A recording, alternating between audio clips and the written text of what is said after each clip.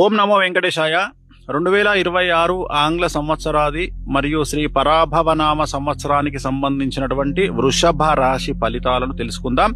వృషభ రాశిని ఇంగ్లీష్ లో టారస్ అంటారు. అలాగే కృత్తిక 2, 3, 4 పాదములు, రోహిణి 1, 2, 3, 4 పాదములు, మృగశిర 1, 2 పాదములు, ఆదాయం 5, వ్యయం 14, రాజపూజ్యం 5, అవమానం 4. ఈ సంవత్సరము గురువు శని ఇద్దరు మంచి మరియు చెడు చేయడం వల్ల శుభ అశుభ మిశ్రమ ఫలితాలు అనేటువంటివి కనిపిస్తా ఉన్నాయి. సంసార జీవితంలో ఆనందము, ఉత్సాహ ప్రోత్సాహాలు, అలాగే మనో నిశ్చిత కార్యాలు నెరవేరును. స్థిరాస్తిని వృద్ధి చేయుదురు, అంటే ఇల్లు గాని కట్టడం గాని లేదా జాగలు కొనుక్కోవడం గాని ఇలాంటివి చేసే అవకాశం ఉంది. అలాగే జీవితంలో ఆనందము, పదవులు, బహుమానాలు పొందుతారు, అంటే ఉన్నటువంటి ఉద్యోగంలో ప్రమోషన్లు గాని పదవులు గాని రాజకీయ నాయకులకు సంబంధించినటువంటి పదవులు గాని వరించడం ఇలాంటివి దానివల్ల ఆనందాన్ని పొందుతారు. అలాగే అధికారుల అనుగ్రహం వల్ల, అంటే అధికారుల అనుగ్రహం అనేటువంటిది చాలా ఎక్స్ట్రీమ్ గా ఉంటుంది. అలాగే దానివల్ల కూడా విలువైనటువంటి వస్తువులను కొనుగోలు చేస్తారు. మరియు ముఖ్యంగా కొన్ని విషయాలలో అపనిందలు అనేటువంటివి కనిపిస్తా ఉన్నాయి.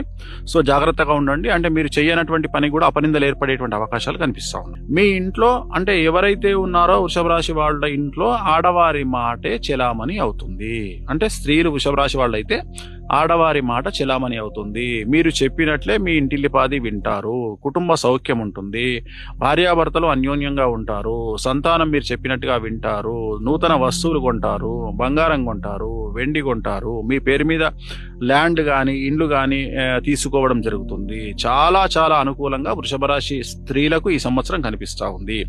మరి వృషభ రాశి వాళ్లకు నివారణ మార్గాలు ఏమిటి అంటే ఏం చేయాలి అంటే, ఈ సంవత్సరము ఈ రాశి వారు శ్రీ వెంకటేశ్వర స్వామి దేవాలయ సందర్శనము, అంటే వెంకటేశ్వర స్వామి వారికి సంబంధించినటువంటి గుడికి వెళ్ళడము లేదా గణపతి దేవాలయానికి వెళ్ళడము వల్ల ఈ సంవత్సరం మీరు సమస్యల నుండి బయటపడతారు.